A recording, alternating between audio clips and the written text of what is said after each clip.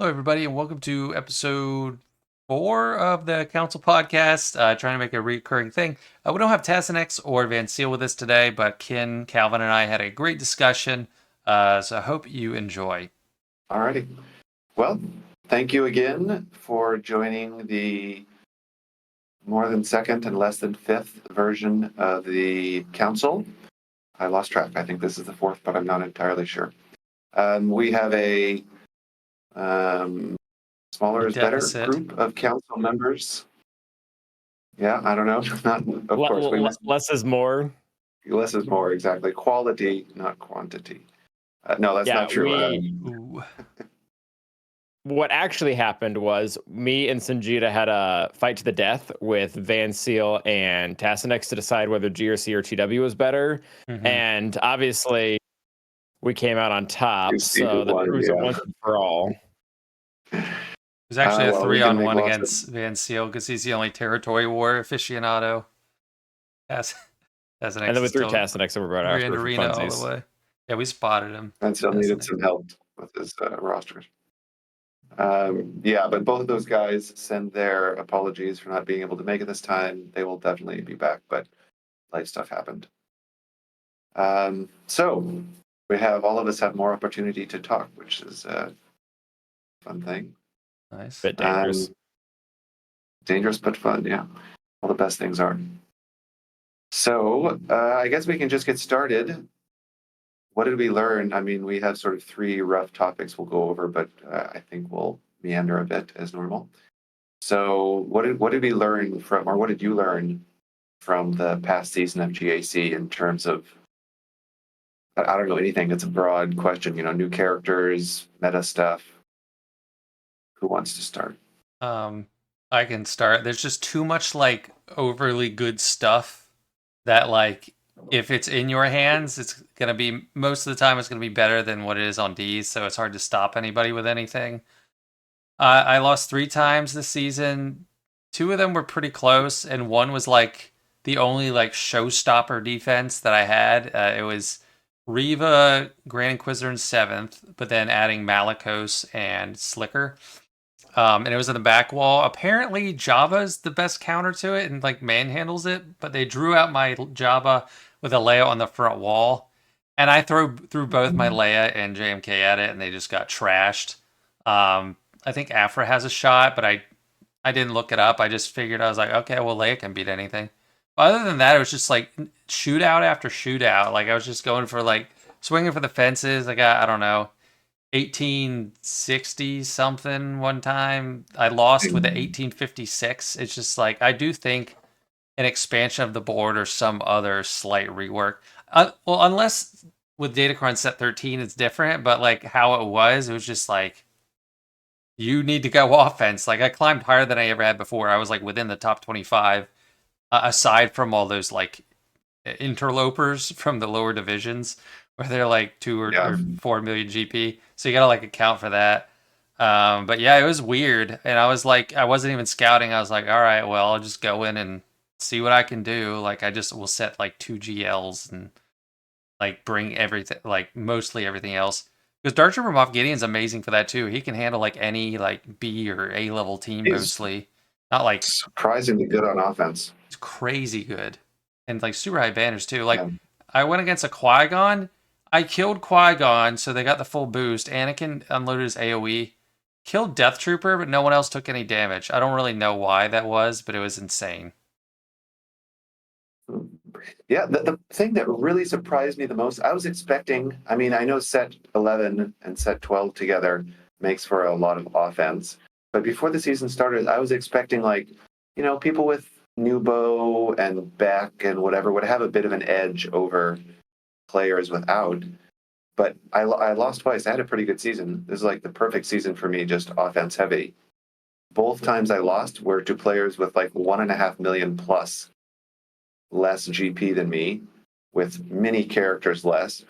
But they put like really tricky defenses, and I burned banners, and I lost in both of the cases. I lost a matchup where like one array timed me out, and the other it was a Lord Vader, Riva, Malicos, Maul, GI, I think, and I'd used Leia in the front wall, so I had to try with. I tried with JMK, I think, and anyway, I had just Lord Vader left over, so it was an easy cleanup. But that one drop alone lost me the fight because he didn't drop anything on. Wait, who'd you use on Lord Vader there? That you dropped? Well, you know what? I forgot the actual team that I used, but I can. I won a match check. because my opponent had Bo. They dropped one battle, and it was because he used Bo on Lord Vader. But otherwise, You and know they what? still got Actually, like 1849. It was insane. I did use Bo. It was Bo because I used Leia on the front wall, but this was like a Bo comp that had. There's only 8 or 9 attempts with Bo, and it was 50-50. So yeah, So that's the one that I lost. So Bo actively cost multiple people wins because you and then my one opponent lost directly because they had Bo, which it might be why they had another round of her to come back as this crazy Datacron comes out for her. It is a crazy Datacron. That's amazing stuff I've seen. Just arena footage with the Datacron is pretty crazy. But what about you, Calvin? What was your takeaways from this past season? I think my biggest takeaway is if there's a 65 counter for everything, efficiency is inevitable. I did really well my first week before I think everything was kind of figured out. Got completely trashed my second week. I went 3-0 first week, 1-2, and the losses weren't close. My second week, and then I kind of gave into the efficiency thing and went 2-1. So I think I went 6-3 the whole time. But yeah, that was my biggest takeaway is the two strongest defensive teams this round were Jabba and Leia, and both of them had 65 solutions that were not hard to put together, at least, within the eyes of Kyber 1.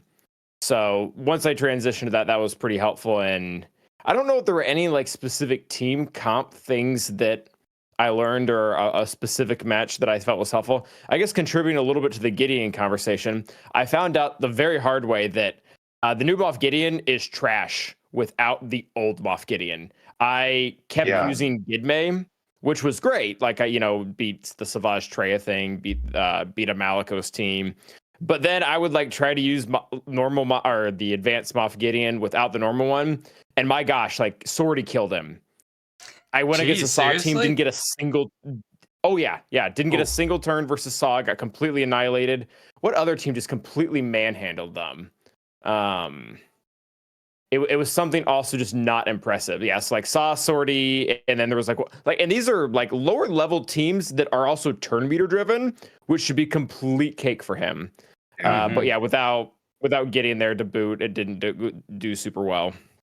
It's amazing too with this. Go ahead, Sanjita. I was just gonna make an analogy. That team with like everybody, like with the original Moff Gideon and everything, it reminds me of like LeBron James or some amazing dunking basketball player where you could just throw any alley-oop to them, like anywhere in the vicinity of the rim, and they just go grab it and slam it. So because it's like you just throw them in there, you don't have to know what you're doing. If it's the right thing, if they have turn meter, if the other side has turn meter, they can just kill your whole team. You just bring them all back. It's like whatever. And Moff Gideon can't die because he has 100% crit avoid and ridiculous stats. It's just he's like a LeBron. The one thing I really did like. Sorry, go ahead, Virkin. I was just going to say, it sort of reminds me of like a better Night Sisters or Night Sisters with more offense right off the gate. Yeah. But I was thinking better Tuskens, like with everything they do with like turn meter and defense and whatnot. But that was one thing that I really liked that they did with. I think this was one of the TW focused characters that they finally kind of got right. Like I think Trench and Dad Bod Boba, most of their kits are locked behind the Omicrons. They did not do that with Gideon. Almost all of Gideon's personality is available in GAC. And sure, like the Omicrons aren't bad. Like I've talked a lot about, I think, how the 2-turn healing immunity, I think, is going to be really nice on a variety of teams. It's not really conditional on anything. But also the huge mastery gains, that'll help a lot of things, both offensively and defensively. So definitely props on his design overall, I think. Yeah, I agree. This is the first like dual purpose character or one that was specialized for TW or GAC mean that actually feels great in both game modes, like right off the Yeah. bat. You don't need some lifter character later on or some Datacron set. I mean, certainly his performance this season was improved by having the Imperial Trooper, 400 defense thing. But most of the time that I ran him, I didn't really have a good 400 defense thing. So I just ran him like offense death pen and he did awesome. Yeah. And like he didn't even benefit from that himself. He will this time because it's Yeah. weird that he's not an Imperial Trooper. I get it because like by the time he exists, the Empire's gone. Um, but like yeah, he's gonna have that bonus now too, so he's gonna hit really hard. I don't know if it'll like harm him that he has less defense because he did benefit from like being able to withstand anything, even if the rest of the team died and he To be brings him honest, back. I'm seeing a lot of people talking about content creators and etc. talking about how the 400% defense for Dark Trooper Gideon is a good choice. I think not at all. Like you lose too much. There's no defense on the Crons, and the way that it translates the defense to offense, the relative boost you're getting without even additional 50% defense or whatever it um, is not, in my mind, it's not really worth it. Like I think some of the other level 6 where you, I forget what it was. There's a really good Empire one. Can't the Anyway, resistance that you get from it be transferred into offense with how it's coded? yeah. So technically, True. transfers your resistance, not your actual defense, but it transfers the actual number. Like it transfers the armor number It's specifically from the resistance, stat. like it doesn't translate armor. Well, At I least just in say the resistance because that's one of the stats you can get on the Datacrons right now. Right. Okay, so it's just like it takes. oh, I didn't Does go it that look at far yet. resistance and armor, and then converts Let both of them, me. or just the So higher I one? didn't check this. I didn't check this time, but when we had this come out a while ago, the way that it was coded via .gg is that it was reading. It was reading Resistance. um resistance as, and it was putting it as like counting it as offense, like physical Yeah. offense. I'd Oh, have to look okay. at it though. I haven't done it for this one.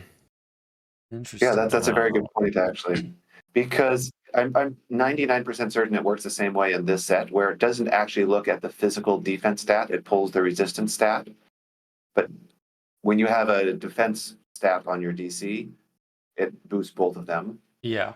But now we have only resistance. Yeah, so I guess if you stack resistance, And they nerfed it hard. That might be the end of like ridiculous defense crons because they for some reason they always had when they had just flat defense percentage, it was a higher multiplier than when they just had armor and resistance. I think it yeah, was that's capped at like like 80%. Yeah, for like the split ones, and now it's like or at the like the highest level, like 7 or 8 bonus.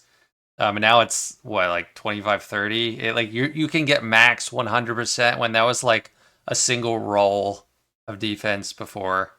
Like I don't know. I think the defense like even and especially since it's just resistance like for that purpose, for the defense purpose, it's nerfed into oblivion. Yeah, I really wonder the reasons for doing that. If something purposeful, like when they brought dodge out, some people loved it, many people hated it. And now Who that we loved have it? defense, people with high dodge crons. Did they? Didn't they hate it too? Personally, the dodge meta, I didn't mind because I had like 4 or 5 really good dodge DCs. And my offensive playstyle, I just used characters that didn't get really bothered by dodge. So Hmm. there's a few fights that were annoying, but by and large, you just use a different team, is the way that I looked at it. And I did want to mention something. Tasnex actually did give some feedback as well to the subjects we were talking about. Yeah. And his main thing was talking about how great Darth Trooper Moff Gideon was. He actually mentioned, I don't know, I never faced it myself, but I know it was popular in some higher end matches. The Empire or EP lead with Lord Vader, specifically Oh meant to yeah, stop Bo Aesop. Katan. What was that a thing? Someone like said that in a comment. Why would you do that? Like he doesn't get turn meter. Stop Bo Katan. Huh? So It stops yeah, just you don't Bo-Katan. risk That everyone's seems protection. short-sighted. That's one of those things that's very characteristic of like the top 8 or the top 16, where they're specifically doing it to mess up the exact people they know they're One, going to go against. Like True. yeah, it really doesn't translate to the masses. But then the masses will try to incorporate it, and it will Yep, that'll happen. Yep. Yeah, perfect. No, but I I'll take mean, it. yeah, yeah, exactly. It's an advantage to anybody who. Well, I think it's great only when you're facing one particular person, and a lot of them, oddly enough, a lot of them didn't even place huge defenses. But the first time they faced that team and tried Bo-Katan against it, because there's like 0 data points, it was like 1 week of working well, and then never working again because there's other teams you take and Yeah. just beat it up. Just it was on some creator videos and stuff, so looks cool when it works. And it sort of it ties exactly into the next part of this broad subjects. I was curious about talking about. All of us are saying basically the same thing, where offense is sort of the new meta, partially because of a mediocre defense set 12. Set 13 does not look like a mediocre defense. There's going to be some crazy setups there. But I also think because of all the new characters they've introduced, part of Bo-Katan, Leia being available and so many having her, Jedi Knight Cal coming back and many people getting her. My opinion is that it's going to be extremely hard without like changes to the game mode in some way to ever go back to a defense air meta. I think it's sort of like past the tipping for Kyber, but still sort of past the tipping point just with the broad amount of really, really, really good offensive teams. What if they bring in like a new breed of a new level of character, like past GL, like galactic myth or something, like mythical character? Because I don't know, they have 8 now. I think the most likely situation is they keep pumping out GLs. But I feel like this could be at a point that they do something else, and then that could be a defensive thing if it's something you just can't get past in one shot if you don't have it. I don't know. I think they have to do either that or a new PvP game mode. I don't see just like adding to the GAC map or something will actually make it better. Do you think there's something big coming with fleets too? Because they, like in the post about the comeuppance, they said Mm. it's integral to fleets moving forward as a system. And I don't know if that just meant like just the Galactic Challenge thing, or if they're revamping it. Because I mean, it's been over 2 years since they took crystals out of Arena. They might be trying to do that to Fleet Arena too. Maybe they'll change the GAC board so it's like half fleet and half characters. So characters don't really even matter anymore. You can just go all in on fleets. Everybody needs all their fleets every match. How would I that think look? the defensive board. I think it's a lot simpler. I think all you have to do is do thick crons and high defense with no armor pen again. And the second things start timing on defense again, that's the second that we end up in a defensive meta. I don't. We've been, at least like you said, kind of Kyber 1. We've been at a point where we've been able to fill the board with only good teams for a long time now. At probably 6 months to a year. Hmm. We've been able to pretty much every team on defense can be a Galactic Legend. It can be a Datacron, it can be or like a Super Omicron team like a Reaver or something. I think the DCs just need to change to be more defense oriented. I But think light even side with this time set will be like 11, that, kind of. Because that level 3 with all the protection up, I think that could really make things extremely annoying for light side. The doubt might really make things a lot really annoying too. True. But yeah, we'll see. Yeah. I think it'll be more annoying in 3v3 than 5v5. But I felt even with set 11 having a pretty defensive oriented DC, maybe not as much as all the extra stats or something from set 9, I guess. But I didn't feel that any of the 4 months of set 11 were defensive focused. And that's even before we got Dark Gideon. I felt like 2 months ago was before we got like the current set that we have right now is a hard leaning of offensive. Like they For gave sure. Afra and Jabba the ability to kill some of the highest level teams, and it didn't offer anything in the defensive regard. Because last so I don't know, 2-3 seasons ago, however it's worded, to the point where we only had, what was it, 9 and 10 or 10 and 11. Like I think it was nine. No, go ahead.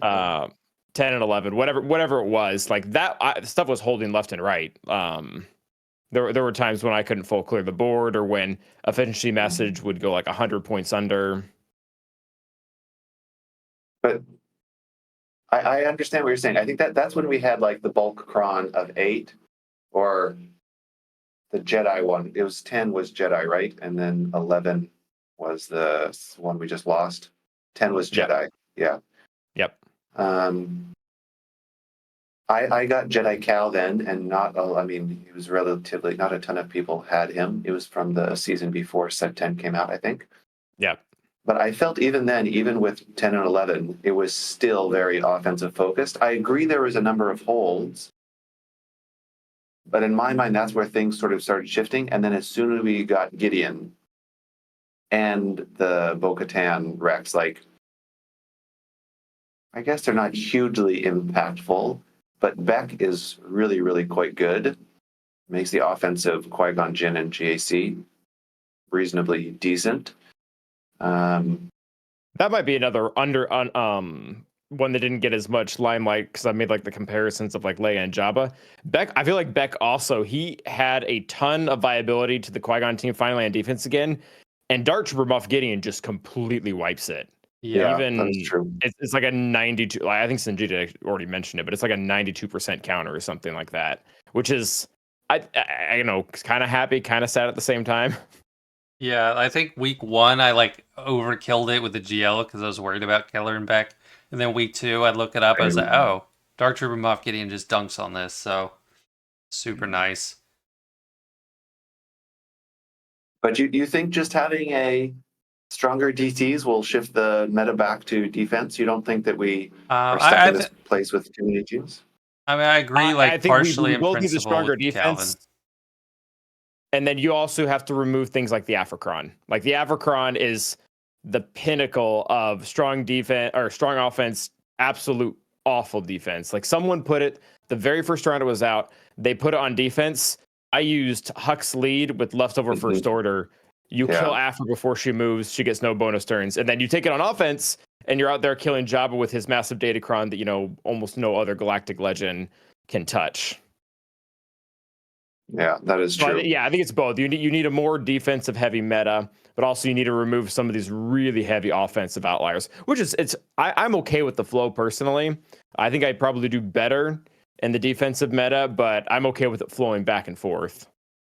Yeah, I think it needs to be a bigger board too, because like I as like someone that can't get the latest thing, and Calvin's like this too, we can't get the latest thing for a few months.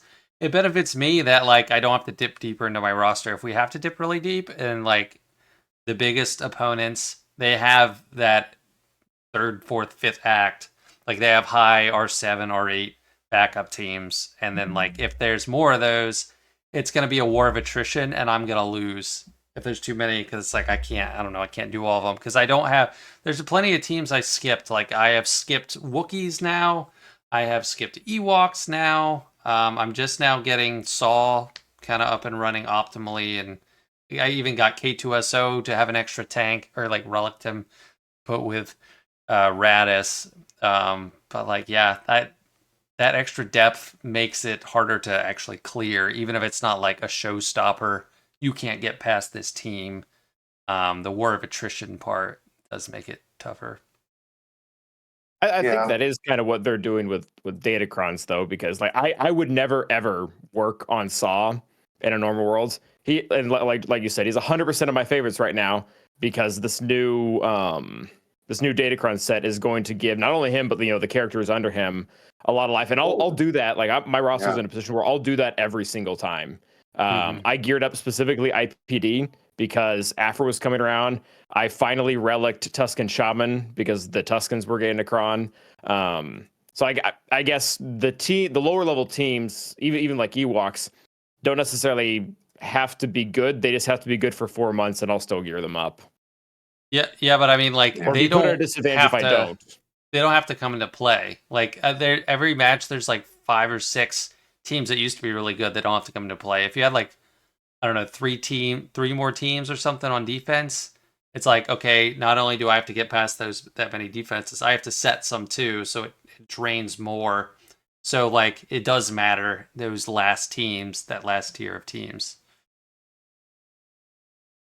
Yeah, I'm talking about GAC, the format. I wouldn't say that I would necessarily mind more teams in terms of how it would impact the matches, the strategy, the tactics of it. But I can't say that I really want to spend. I Funny don't enough, want to spend more time on it. Yeah, that's the yeah, trade-off that like most people will say. because even just 2 more teams, for instance, it would not be 20 more minutes. Like there is a lot more that would go into those additional 2 teams if they just added, 1 team to 2 zones or something like that. Um, I really feel, and this is to add what something that Tass mentioned, which I agree with, is like to add some sort of changing structure, even if they keep everything in GAC the same. Add something that changes every season structurally, like move the zones around, or What if you you know, made them like or they haven't even initiated this in TB, but like what if they had like galactic challenge modifiers like on different planets and you like pick the planet like, oh, this planet has a lot of dots. I'll pick um I don't know, bounty hunters because they'll heal up from all the dots everywhere. Stuff like that. Yeah, You think everyone would hate they could that? only get away with that in Kyber 1. Any other place below it would be like, okay, Datacrunch 2.0, I'm out. Like that yeah, is way too complicated for the masses. Kyber 1, Yeah. you I, might be able to get away with it. Yeah, because I mean this is really only a Kyber 1 problem. Like people like to that is say very Yeah, like, true. that is true. That is true, actually. Yeah, because Kyber 2, you have a lot of people in Kyber 2 who still don't have all the Galactic Legends, let mhm. alone all the other side projects. Yeah, it'd Yeah, be cool if they had like I mean, I feel like this gets thrown around a lot, the concept of like a Beskar League, like introduce a new thing where it's basically the new Kyber one. I don't know how many people you actually get into it. But I feel like because if you change the recipe of something that's been there forever, people tend to get cranky about it. Like if they did just like do away with the normal style Grand Arena for some weird switcheroo, people would be annoyed. But if you add some new level, then I feel like it's easier to get Yeah, away with. actually, that I would would be agree with cool that. to You don't have. want to, yeah, you don't want to feel like you're taking things away from people. Yeah. Yeah, or even just adding, maybe not additional league, but adding, I don't know, GAC 2.0, where you can choose to join that if you want instead of regular GAC. They have more limited or more restrictions or more whatever complex methods to the game. You would get all the same GAC rewards plus a little bit extra because it's more difficult. Maybe they limit it at roster size, 6 million or something like that. But everyone can still play GAC as they do. They can have easy matches in the higher brackets because people have moved on to the new GAC 2.0. Yeah. The only issue is if you leave it up to a choice, then you're also just gonna have a bunch of competitive people who will stay in the lower one and just club people for funsies. Yeah. But I mean, what's Yeah. what's wrong with that really? If the rewards are equal or better if they move to 2.0, Because then you're a casual player and you go into the casual mode and you get someone who's super competitive, and then not only are you getting less rewards because you're casual, but you're getting less rewards because you're also losing all the time. Actually, I see what you're saying, but I actually kind of agree with Kin's sentiment because it's like if that allows them to climb higher and then they're just getting clubbed down by like a massive disadvantage, it's like way better. Like people always complain about Carbonite, like, oh, Carbonite, everyone's huge. I know it's outliers, like it's not like the whole Carbonite is these massively oversized accounts, but it would be like that type of complaint, but it's in Kyber. It's like, okay, well, you're still getting way more crystals. yeah, and it's the same as like people with massive rosters dropping down to Erodium or Kyber Which is a 5 or huge something like problem, though. that. Like that's arguably the only problem we still have in GAC is yeah, you get people dropping down to Carbonite and having, and the one time the guy with 8 Galactic Legends decides to play, you just literally don't get to play at all.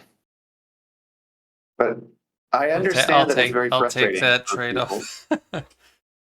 Yeah, but what is the problem? Just the frustration, similar to the old league, where oftentimes you'd play and you would have zero chance of winning, just if you got matched up with a serious player, or is it that it happens so often that it's really reducing the motivation for people to play GAC at all, like in the lower leagues? Yeah, I mean, well, it happens enough to the point where they're not competitive matches. If you're entirely dependent on the other person showing up or not showing up, and there's no actual gameplay, there's no actual roster building, there's no Yeah, actual modding strategy. The only thing that you're winning or losing on is the other person not forgetting to attack, essentially. Which, I mean, and that's a pitfall that we have with the current system, and it's honestly way better than the pitfalls we had the last system. But I wouldn't want more things like that. I have a hard time imagining any system that would prevent people from choosing not to play sometimes. Like, to me, the problem is less about the people who are faced with those very difficult matchups and more about what do you do with the people who can only play once a month, for example. So they join every week, they click the little button, but because of whatever reasons, they only can play once a month. They still get to participate. They still do their one attack and get some crystals and whatever. So how do you treat those people who just have a, I don't know, much busier schedule, lack of interest, whatever? Because it seems like it's more important. I'm not saying I'm right, but I'm just thinking through this. Like, it seems to be more important to keep like the very casual but still playing people still playing, rather than the people who play every single match all the time, to give them always 100% fair, winnable, air quotes, match. I don't know. Yeah, I mean, Yep. and again, like you kind of said, there's no way really around the system, or there's no way into a perfect system. We kind of have to deal with the best that we have, and I like what we have right now. I just that would be if we could reduce that in any way, I would. Yeah. Yeah, for sure. Obviously, it'd be nicer to have less of those, because there's no question that it does demotivate people if they just come up against somebody that their only hope is, well, I hope they don't play. So yeah, no fun for I like anyone. how much does that actually happen? I mean, anytime it happens, I feel like there's a Reddit post or something about it. But like I have my new account now. I'm looking forward to like getting into Carbonite just to see like how often that actually happens. Because people, I was gonna say you'll be the best one to tell us then. Yeah. yeah, because Yeah. like people make it sound like it's constantly. Because I think people love to play up their disadvantage. Like they love it. They'll be like, oh People well. like to complain, Sanchita. What are you Like talking that, about? like when I look at these accounts that are in Erodium, I'm like they're I don't know, they're like 4 or 5 million. It's like those are you can get past Carbonite. Like you are not just getting like hard stonewalled by 7 million GP players in Carbonite. Yeah, you're gonna run into them once in a while, but it's like how often does it really happen? One of the so I was on the Galaxy of Zeros podcast a while ago. It might have been a year or something like that. And they're probably larger now, but they at the time they were all relatively smaller accounts. And one of the guys' responses to, kind of the complaint about he's like was pretty much just suck it up, get over it. It's gonna happen. It's part of GAC. If you don't love it, Yeah. focus on another game mode. Like it Yeah. happens, but basically, like it's gonna happen. There's nothing you can do about it. Most of the time, the guys don't show up. When they do, it does suck, but it's just where we're at. Mm-hmm. Yeah. Yeah, that's Like that's it. my feeling as well. But go ahead, Sanchita. Oh, I was just gonna say like just reiterate like some of the accounts I see in like even Chromium. It's like I don't even know how you made it out of Carbonite, so I know it's not all that bad. Yeah, I'm sure well, I hope CG certainly has some actual stats they're using to evaluate whether it's a big problem or a noisy problem, I guess. Yeah, so the last thing that I sort of wanted to get your feedback or thoughts on was we brushed on it briefly, but with the datacrons, what are you guys looking forward? Actually, you're talking about it before the show even started.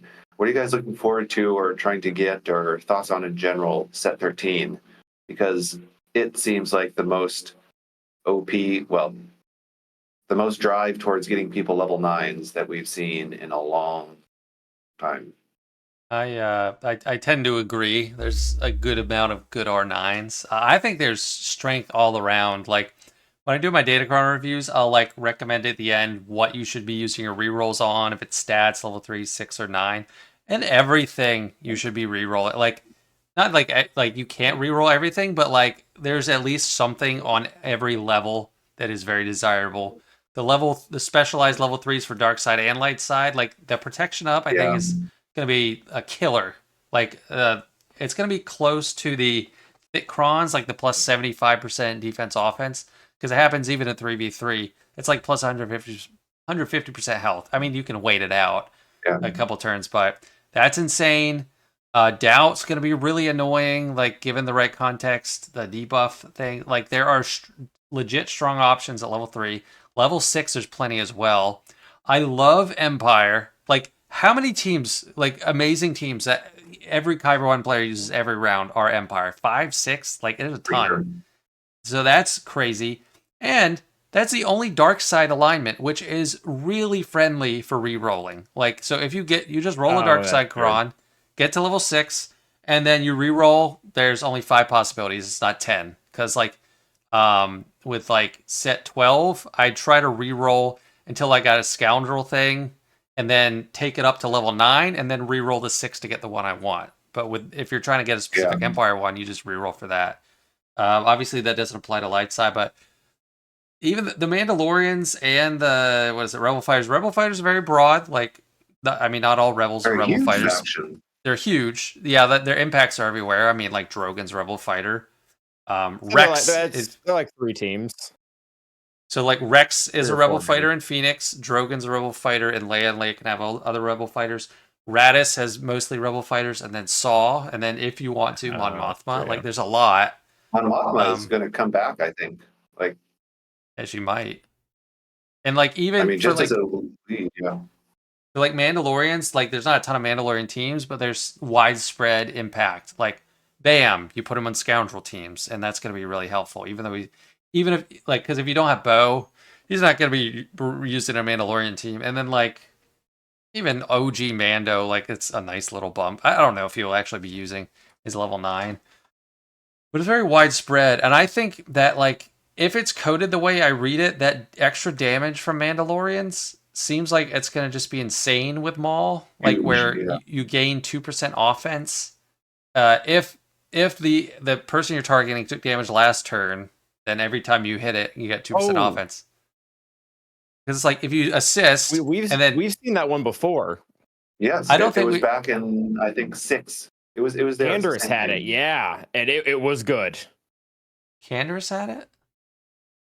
Well, the Oh, was When it Mandalorian just for Candace Canderous had a him? would set. Canderous would hit. Yeah, he would hit really hard.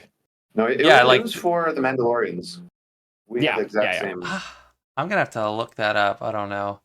Um, I'm, but I'm yeah, like positive. put that with ISC and GAR, they're like assisting like crazy. So many in like Canderous, so many instances of There's attacks. already videos on YouTube of like arenas trials with Maul, Gar, ISC, and some others demolishing the full hybrid Lord Vader teams with Riva and GI and Hmm. Maul in there. Like they're hitting for a lot. I think the basics are doing like 80,000 true damage or something like that with their assists. It's just insane. Like it's again, it feels like I'm sure some are going to be really good on defense because actually that one I'm very curious about. Could you make an interesting setup with Lord Vader on defense with those guys? But I don't know anything that would stop Bo. Oh wow. But it's going to be fascinating to I'm see. curious where Bo even ends up because I know we've all kind of seen and talked about the fact that she's can pretty much 2-man any Lord Vader squad or whatever. Yeah, Is she gonna be bad on defense? Like, or are you just giving your opponent essentially, a 40% chance of just losing right out the gate? I'm very curious, and I'm expecting to see talking about places to put interesting teams, especially splitting with the Bo team. There is definitely going to be Ray and Bam teams because him being invulnerable Yeah, in his killable, yeah. takedown stance again is that thing was doing incredible work. I mean, I remember that being one of the most OP level 9s of that particular Datacron set. So Yeah, I'm very, very that curious. was Datacron set 3. I just looked it up. That That was one when they got had like overshadowed for me because the other one he had as oh was yeah, was the when him and reset. Fennec were just two-man Vader. Yeah, because if they didn't put Thrawn They on the reset team, all it the almost time. couldn't lose. Yeah. Yeah, this was like Yeah, that. that's It true. seems like a weird structure now, where like each character had like 3 options. Been a while Yeah, since we the had one that. option is much better. Yeah. I feel like a lot of people were always like, "Oh, I got the good one," and then we were always like, "I'm sorry, you didn't." Yeah, I got the Yeah. good JKL one, and that was magic, where you took all the bonus What turns. was? Oh yeah. Yeah. Oh, that It was was so much nasty. fun. He was beating GL. I put him on defense once, and I saw on my historical review. I think I saw it on some Vader videos too, where people took Lord Vader against JKL, full Lord Vader team, and lost. I Wow. mean, that was just lovely to see. I remember. It's beautiful. And so, talking about cool datacrons, everybody has their Bodhi Rook relic up, right? Because his looks pretty Yeah, good, also. I am withholding action on that until I see results. Yeah, I'm very curious to see what that actually looks like. Stats wise, it looks very interesting. Like I he am gives not out so much. ultimately convinced that it will be like one of the 4 horsemen of the apocalypse. Because I mean, if you just on defense, Yeah, just bring in fair something enough. to prevent revives, and you should be able to take care of it. And then on offense, I don't know what are you really gonna do? I don't know. I could be Well, wrong. and I think his bigger issue is too is we've talked about the teams. I don't know, like who is he stealing away from? Because Yeah, I guess the only two really teams he could probably go into is maybe Son Mon Mothma and like I think is Mon Churret Mothma. and Biggs just gonna immediately or whoever else is in there, they just immediately gonna cross him out, you know? Like I think yeah, he Jeez, goes maybe on the amazing. Mon Mon Mothma Mothma. team, and you still have your Saw team with Chirrut and mostly Chirrut in there is what I care about because he's going to be hitting like a truck also. So But it's what's like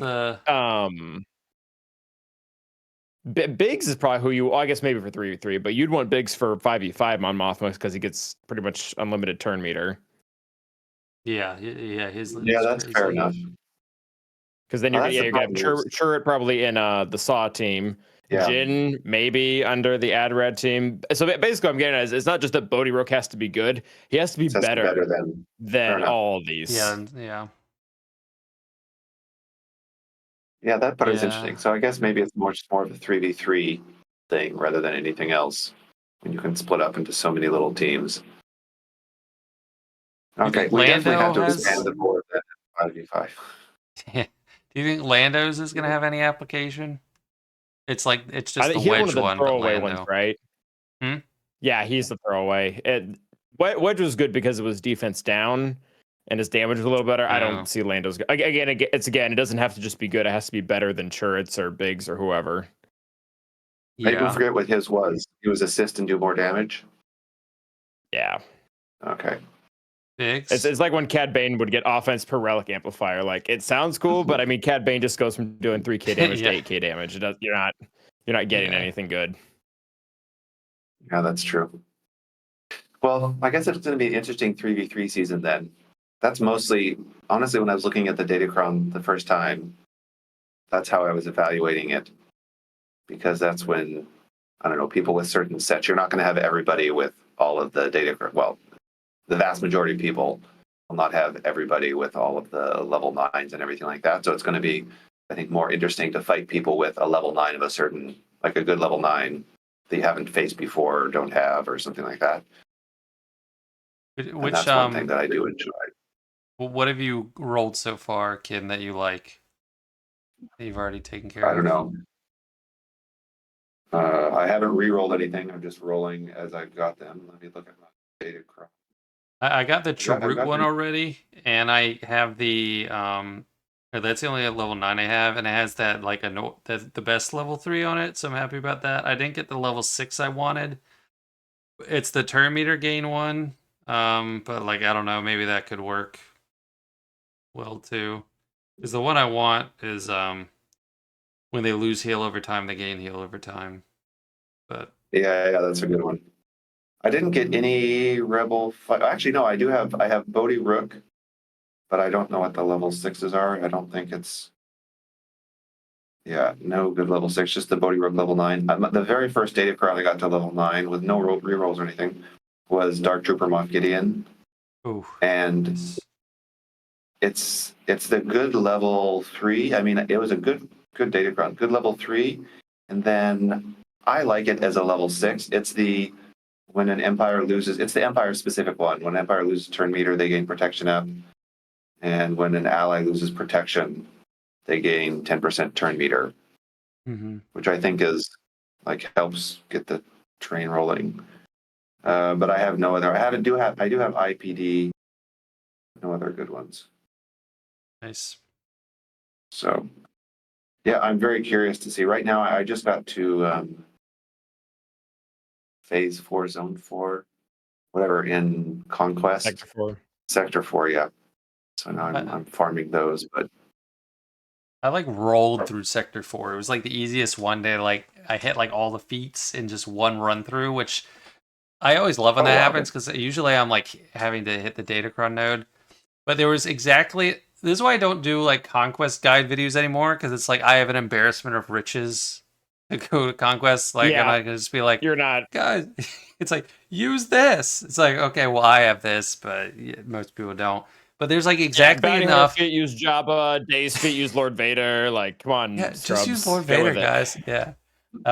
But there's exactly enough light side UFU so you could have 2 full teams. I did like Seer with her 2 buddies, Cal and Fulcrum, and then like Visas and CLS there, and then Triple Ray with Ben and Cat. So that was like do like 7 battles with each as I ran through. And I had blindside, so I was getting some exposes, but then I just threw Radisson for 1 battle and got like that's so 70. easy. Yeah, so it was amazing. And then like the days, is that in that one? No, days is in Sector 3. Whatever the other one was too. So, Like I think it was an easy one. I think it was like crit Days is damage Sector up or 3, yeah. something. Yeah, it was just it was very nice. Just neatly 4 out of 4 as I beat the boss. Magic. that's awesome. I definitely do not do that level of attention to conquest. Like I always try and use teams that will apply towards my feet, but I don't take this month, like last month and this coming month, I'm process of moving and stuff like that. So I don't have that much time to actually play, or like outside of playing, I don't have much time to plan. Yeah. But that's amazing to get all of the feats done by the time you get to the end of the sector. That's pretty cool. Still, but even without that, they're pretty easy. All right, gentlemen. Anything else that you want to add about, or any other additional or closing thoughts, I guess, about Datacrons, the offensive meta, GAC, your life, what you feel about things?